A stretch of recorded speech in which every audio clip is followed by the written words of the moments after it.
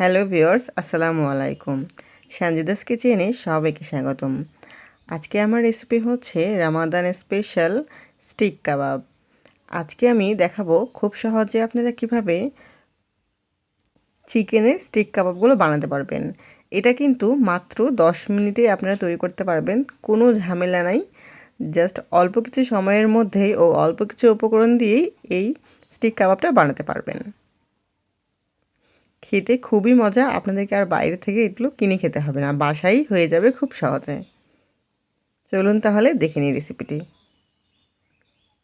এখানে আমি চিকেনগুলোকে piece piece করে কেটে নিয়েছি। এখানে আমি বুকের মাংস নিয়েছি, শুধু হাড় নেইনি। এখানে দিয়ে দিয়েছি স্বাদমতো লবণ, হলুদের গুঁড়া, মরিচের গুঁড়া, জিরার গুঁড়া ও ধনিয়ার গুঁড়া, সবগুলোই 1/4 টিস্পুন করে।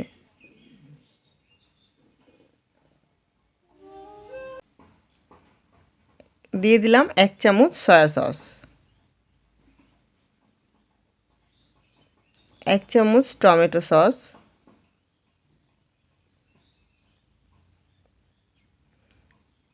ও এখানে দিয়ে দিয়েছি 1 চামচ কর্নফ্লাওয়ার।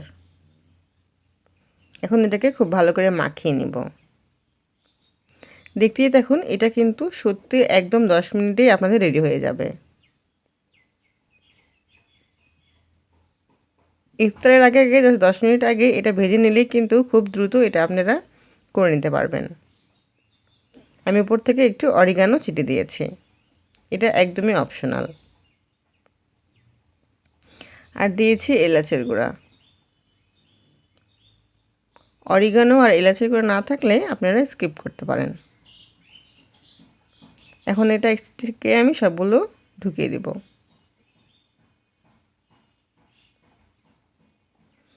আমি একটা করে দিচ্ছি, আর একটু পেঁয়াজ দিয়েছি। আপনারা ইচ্ছে করলে পেঁয়াজ, ক্যাপসিকাম আরও অনেক কিছুই দিতে পারেন, আমার কাছে ছিল না তাই আমি দিইনি।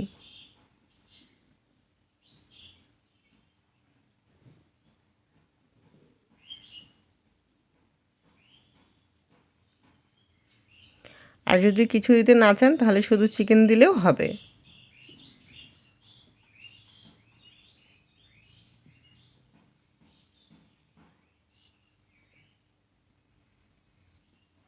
এভাবে সবগুলো বানিয়ে নিয়েছি।